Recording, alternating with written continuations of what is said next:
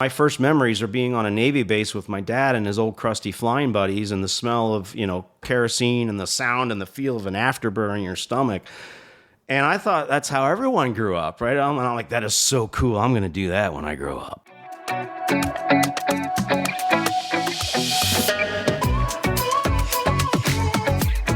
This is the Future in Flight podcast, coming to you from a hangar somewhere near the flight line, where the coffee is mostly fresh and the snacks are enticingly lit in the vending machine. I'm Sean Starker, and today we're diving deep into stories and products that make aviation such a special place.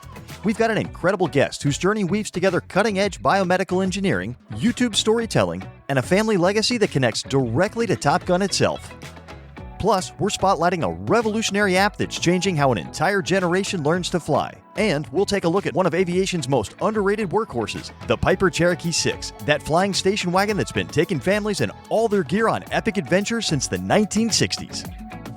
Whether you're dreaming of becoming a pilot, fascinated by engineering innovation, or just love hearing how passion projects become game changers, this episode is packed with inspiration, practical insights, and stories that'll remind you why aviation captures hearts and minds like nothing else. So buckle up, we're about to take off on another incredible journey through the future in flight. November 240 Foxtrot. You are cleared for VFR departure to the northwest. Runway 23. Today, a story that weaves together engineering brilliance, fighter jet legacy, YouTube storytelling, and the power of perseverance.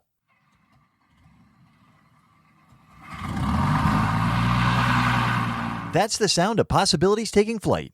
And for our guest today, those possibilities have led down some fascinating paths. Brian Kincaid is an accomplished biomedical engineer who's revolutionized joint replacements, a private pilot who documents his cross-country adventures, and the son of a Top Gun graduate who's using YouTube to preserve aviation history. Talk about a renaissance man. Let's dive into a story that shows how the sky truly is just the beginning. I love flying. I've always loved flying, and engineering was always my forte. Math and science came very easy to me in school. I didn't really have to try that hard. Don't tell my teachers. I naturally gravitated towards math and science. It's all I knew, and I wanted to be a pilot. I wanted to be a naval aviator, and my dad and all of his crusty old Navy buddies told me a math and science degree or an engineering degree will get you right to the front of the line. An engineering path led Brian to a field that might seem completely unrelated to aviation. Biomedical engineering. But the precision, problem-solving, and innovation required in both worlds have more in common than you might think. I got into R&D and testing of implants and making sure they're safe and effective, helping the R&D guys refine their designs. I talked to the FDA, I talked to regulatory bodies all over the world, and the real capstone of my career was redesigning an elbow implant that was the number one elbow in the world, but it had a lot of problems. The elbow is kind of an orphan joint. Hips and knees are where it's at. They're a commodity now. That's where the bread and butter is. That's where all the research dollars go, right? There were no ASTM or ISO standards to test elbows. I ended up developing all the tests on my own to make sure that we were developing a safe product. And those papers became the templates, which eventually became the ASTM standard, the first one in the world for how to design elbows and how to test them and prove they're safe and effective. Think about that for a moment. Brian literally wrote the standards for how artificial elbows should be designed and tested, and he's not stopping there. The future of this field sounds like something out of a sci-fi movie. Biologics is the future, and 3D printing. In the future, you're still going to have some metal and plastic. It's probably going to be 3D printed very, very cost effectively. It's going to be made on demand. And the surgeon, he'll take a CT scan, send it to us of the patient. We have a computer algorithm written by a lot of really smart engineers that can analyze that joint in 3D and create a design. AI says this is the optimum design, the optimum size. It sends it to the 3D printer. Boom, boom, boom. It goes in a box. It gets sterilized. It shows up on the day of surgery, and into the patient it goes.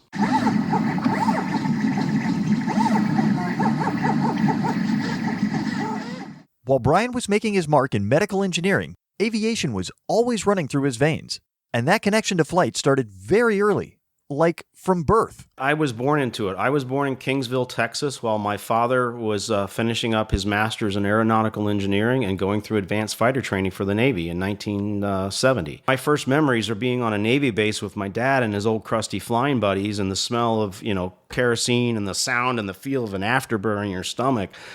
And I thought that's how everyone grew up, right? And I'm like, that is so cool. I'm going to do that when I grow up. Brian's father wasn't just any naval aviator. He was part of aviation history, flying with some of the very men who inspired the movie Top Gun. He was assigned to VF-114 aboard the U.S. Kitty Hawk. He did 2 tours of duty in Vietnam, 141 combat cruises. His landing signal officer on the Kitty Hawk was Pete Pettigrew. If you know that name, Pete is one of the founders and original instructors of Top Gun and was the consultant along with Duke Cunningham in making the original Top Gun film. Pete saw something in my dad, I guess, and sent my dad to Top Gun in 1973 in between his first and second combat deployment.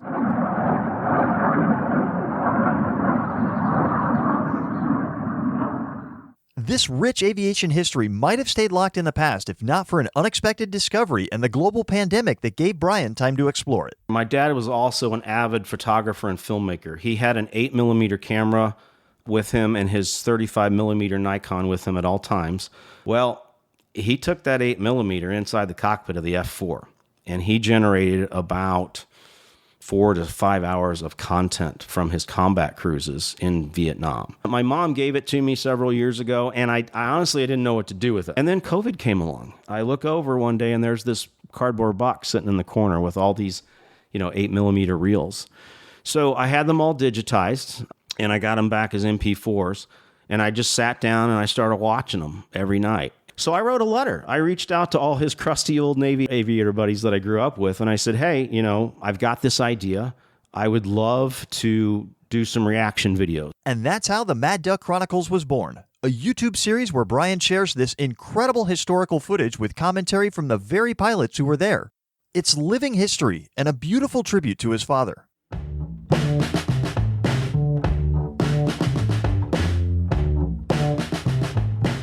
Despite growing up surrounded by aviation legends, Brian's own path to becoming a pilot wasn't without obstacles. I started getting my pilot's license at 17, and then I quit when I found out I was colorblind. And I was told by the Navy recruiter I was talking to at the time to go to the Naval Academy that, well, we'd love to have you in the Navy, son, but you'll never fly jets. And I was like, no offense to anyone, but I don't want to go in the military and do a desk job.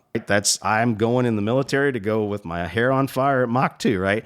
And so I got really delusioned and depressed, and I quit taking pilot lessons at 17. But that's not where the story ends. Years later, a gift from his wife changed everything. For my 30th birthday, my wife gifts me private pilot ground school.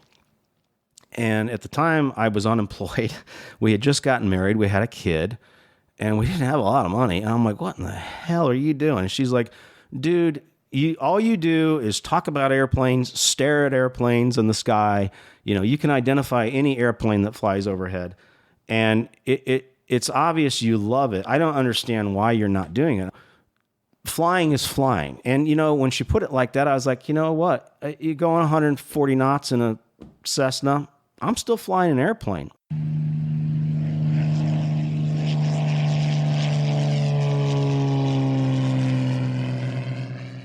Eventually, Brian became not just a pilot, but an aircraft owner. His ride of choice? A practical family hauler that's taken him on some epic adventures. As soon as the COVID lockdowns were over, I planned a 10-day epic trek across the western half of the United States. That's the intro to the YouTube series I made out of it. It was my first attempt at a really big, large-scale, multi-camera storytelling YouTube video. We went out west. We went out the northern route. We flew or stopped at, all the major national parks along the way. We flew by Rushmore. We flew over Yellowstone. We flew into Reno, which was pretty cool. Flew over the Grand Canyon, did the Dragon Corridor and all that, and then flew home through the Southwest Passage back to Indiana.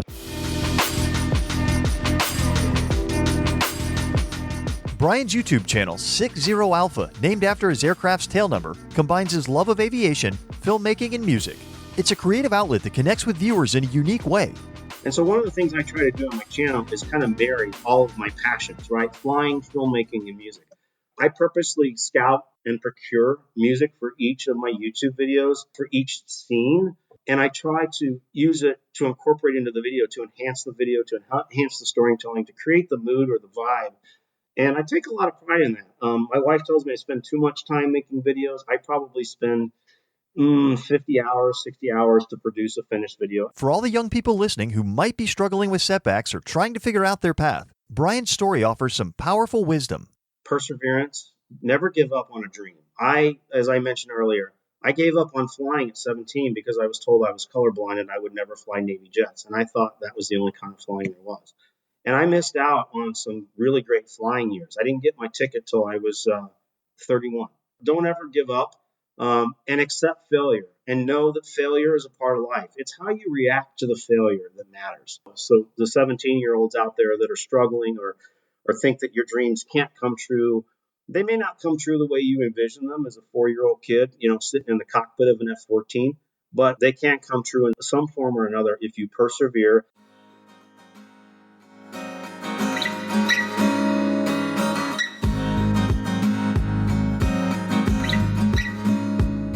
Brian's journey shows us that our paths aren't always straight lines. Sometimes they're more like aerobatic maneuvers. From biomedical engineering breakthroughs to preserving aviation history to flying his own cross-country adventures, Brian's living proof that you don't have to choose just one passion. For our listeners who want to follow Brian's adventures or check out his Mad Duck Chronicles series, you can find him on YouTube, Facebook, and Instagram at 60Alpha. That's the number 6 and the words 0 and alpha. Whether your interests lie in aviation, engineering, filmmaking, or music, or all of the above, remember that the skills you develop in one area often enhance what you do in another. And if you face obstacles along the way, let Brian's story remind you that detours aren't dead ends, they're just part of the journey. Up next, a look at some game-changing new software that's helping pilots review their flight data. And later, we take a deeper look at the venerable Piper Cherokee 6 in our vintage aircraft spotlight. Hold short, we'll be right back.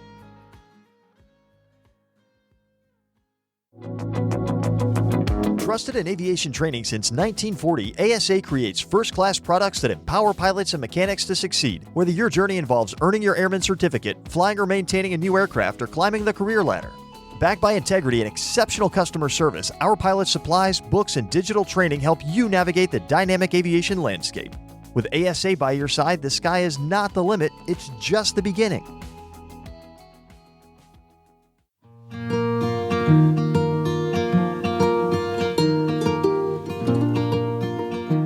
What if I told you there's an app that could save you thousands of dollars on flight training? What if that same app could connect you with pilots flying gliders over the Australian outback, or help you replay your first solo flight in stunning 3D whenever you want to relive that moment?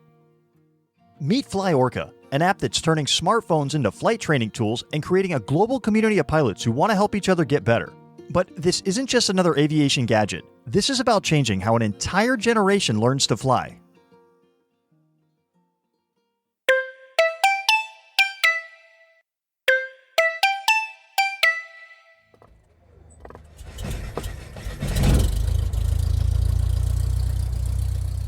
Picture Instagram, but instead of posting your lunch, you're sharing your flight path over the Rocky Mountains. Instead of liking photos, you're getting real feedback from certified flight instructors around the world. FlyOrka means to fly well, to fly with grit, to fly with energy, to fly inspired, to fly with focus. And in a way, it's like when you feel good, usually everything you do is better. That's Adriana Barragan, the app's creator. And right there, she hits on something crucial. Flying isn't just about technical skills. It's about mindset, community, and staying inspired when you're spending $150 an hour to learn something that can be terrifying. FlyOrka is your flight recorder. You can share your flights. You can track your flying activity. You can message pilots and instructors. But here's where it gets interesting for people who aren't even pilots yet. The app is valuable to those interested in flying because they can message active pilots and instructors without being in aviation. They can look at their flights. They can search for flights that student pilots are making to see how pilots train. Let's talk about the elephant in the hangar, money. Learning to fly costs about as much as a year of college tuition. For a private pilot certificate, you're looking at $10,000 to $15,000. For young people trying to break into aviation, that's crushing. But FlyOrka attacks this problem in a clever way. What the app is doing is giving you a tool to make sure that before you get into that airplane, you're very intentional about what do you want to get out of that and how do you want to spend your time. Here's how it works. After every flight, you can replay it in 3D, not just a line on a map. We're talking realistic scenery, accurate airplane models, even wind data. You can see exactly where you messed up that landing or nailed that perfect turn. You can play your flight as many times as you want. You can go over it. We give people the opportunity to stream their flights with a very realistic environment. It's almost like flight simulator. But Fly ORKA isn't just about individual improvement. It's creating something that never existed before, a global flight school where everyone's a teacher and everyone's a student. Australia, South America, US, this is a global company and we have users globally. You can send them a message. Think about that for a second. You're a 17-year-old in Ohio dreaming of becoming a pilot, and you can directly message someone flying crop dusters in Argentina or bush planes in Alaska or gliders in the Swiss Alps. It'll be a lot quieter once we release from the tow plane. If you have heard the song Paradise by Coldplay, the aviation community is that type of tribe. So don't hesitate because they are ready for you. Here's where Fly ORKA gets really smart about learning. Instead of just logging hours like pilots have done for decades, you're logging experiences, mistakes, victories, all this stuff that help make you better. The tracking your flying activity is a great supplement to a paper logbook because in a pilot logbook, we enter our time, but this app you are going to be tracking activity. And that means, what did you do? What can you take away from this flight?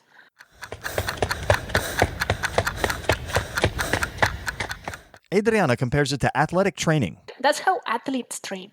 That's how champions train. And when you look at how much does a minute in an airplane is costing you, oh boy, you have to be intentional. You can't just show up and chill. Unless you are rich, and you don't care.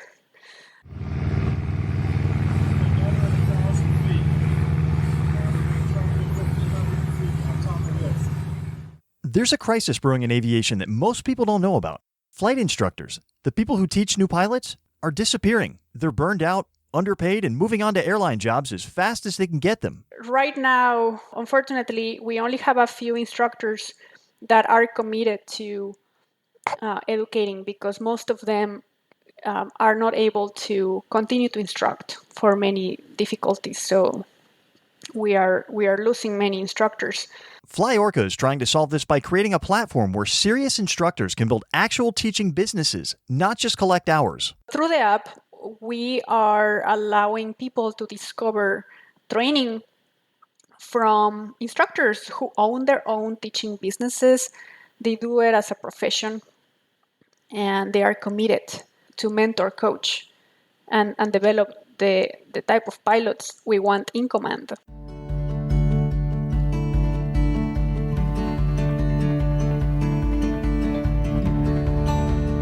Maybe the most beautiful thing about Fly ORKA is how Adriana describes what she's really building. You can think of it as a digital airport that is active. People are flying, you can talk to people. It's not an airport that is empty with no activity. A digital airport. Think about that. Not just an app, not just a tool, but a place where dreamers and doers gather, where questions get answered, where the next generation of pilots learns not just how to fly, but how to fly well. Whether you're 16 and can't afford flight lessons yet, or 24 and finally ready to chase that pilot dream, Fly ORKA is betting that the future of aviation isn't just about hours in the cockpit. It's about community, intention, and turning every flight into a lesson that sticks. Download it, message a pilot, see for yourself what happens when you join a digital airport. Up next, the Vintage Aircraft Spotlight, where we take a look at some notable aircraft throughout history.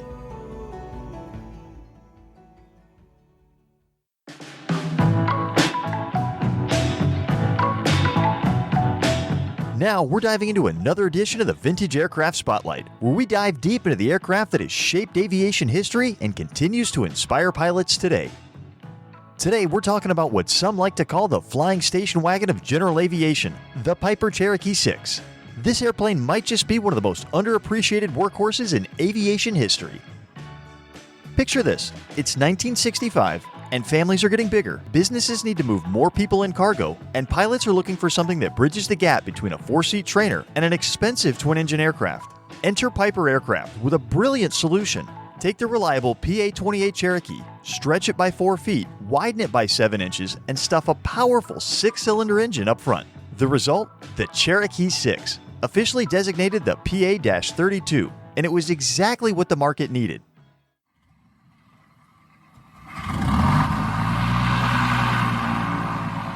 Let me paint you a picture of this aircraft.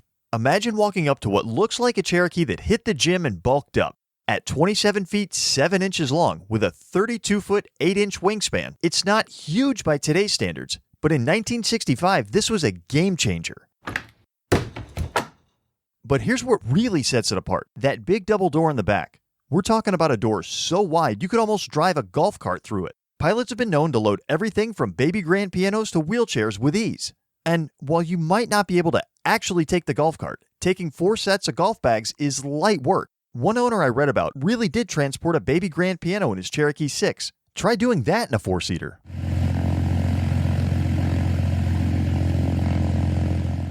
Now let's talk power. Piper initially offered this bird with a 260 horsepower Lycoming IO 540 engine, but pilots quickly realized something. This airplane had an appetite that the 260 horsepower couldn't quite satisfy. It was like putting a motorcycle engine in a pickup truck. It worked, but you knew it could be better. So in 1966, Piper introduced the 300 horsepower fuel-injected IO 540 version, and that's when the Cherokee 6 really found its stride. Suddenly you had an airplane that could cruise at 148 knots, that's about 170 miles an hour, while carrying over 1,400 pounds of useful load. To put that in perspective, that's like carrying 6 adults, plus their luggage, or enough cargo to supply a small expedition. The performance numbers tell the story. A climb rate of 1,350 feet a minute when lightly loaded, a service ceiling of 20,000 feet, and a range of up to 900 nautical miles. These weren't just impressive numbers on paper, they translated a real-world capability that pilots could count on. But here's what made the Cherokee 6 special. It retained the simplicity that made the Cherokee family famous. Fixed landing gear meant lower maintenance costs and insurance premiums. The systems were straightforward and reliable. A pilot transitioning from a PA-28 Cherokee could feel right at home, just with more airplane around him. Make left close traffic behind the Cessna on the upwind, runway 27 left, clear for takeoff.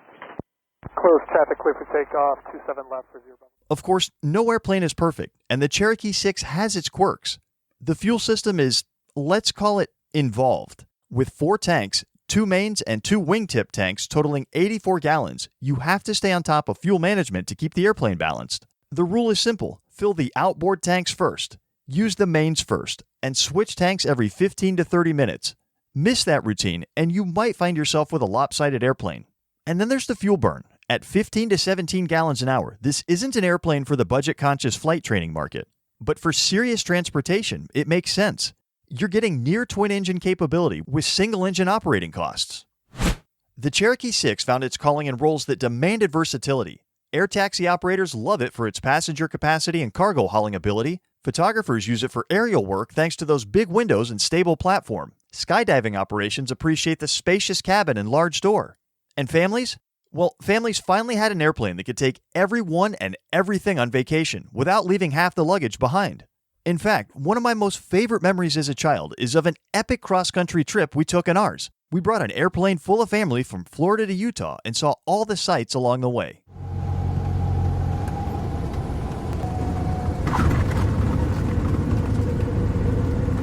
The Cherokee 6 had a production run that lasted from 1965 to 1979, with 1,647 aircraft rolling off the line. Of those, 661 were the 260 horsepower models, and 986 were the preferred 300 horsepower versions. Today, finding a good Cherokee 6 isn't easy. They're still working hard in service around the world. If you're shopping for one today, expect to pay anywhere from the mid-$90,000s for a high-time basic aircraft to over $400,000 for a beautifully restored low-time example with modern avionics. The sweet spot seems to be around $150,000 to $200,000 for a decent aircraft that'll serve you well. What happened to the Cherokee 6? Well, like many great designs, it evolved. In 1980, Piper introduced the Saratoga with a more modern, tapered wing and complex systems like retractable landing gear. But that original Cherokee 6 formula, simple, spacious, and capable, remains as relevant today as it was in 1965.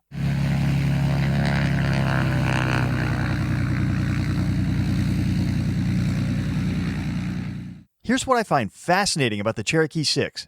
It proved that sometimes the best solution isn't revolutionary technology or groundbreaking design. Sometimes it's taking something that works well and making it bigger, stronger, and more capable. The Cherokee 6 was evolutionary, not revolutionary, and that's exactly what made it successful. The Cherokee 6 proved you could do serious work with a single engine, fixed gear, and straightforward systems.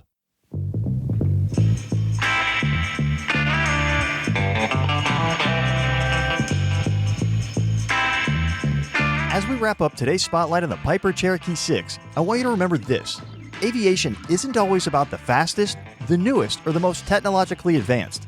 Sometimes it's about the workhorses, the aircraft that show up every day, carry the load, and get the job done without drama or fanfare. The Cherokee 6 may not be the prettiest airplane in the sky, and it's certainly not the fastest, but it's honest, capable, and reliable, qualities that never go out of style. That's a wrap on this edition of the Vintage Aircraft Spotlight. Next time you see a Cherokee 6 at your local airport, take a moment to appreciate what you're looking at. Not just an airplane, but a piece of aviation history that's still writing its story every day.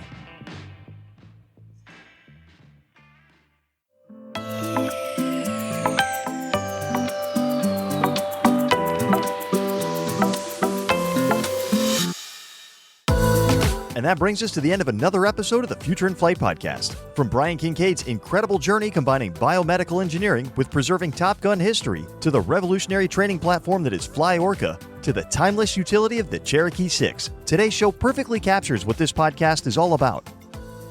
These stories remind us that aviation isn't just about the aircraft we fly. It's about the dreams we chase, the obstacles we overcome, and the communities we build along the way. Whether you're just starting out or have some time, remember that everyone's journey is unique and every path has value.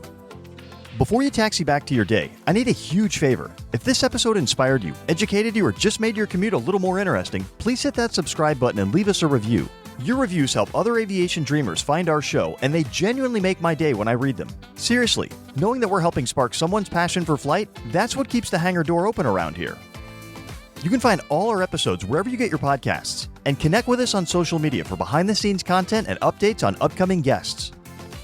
To every listener out there, thank you for letting us be a part of your aviation journey. Thank you for your passion, your curiosity, and for believing that the future in flight is brighter because of dreamers like you. Until next time, we'll see you out there and up there.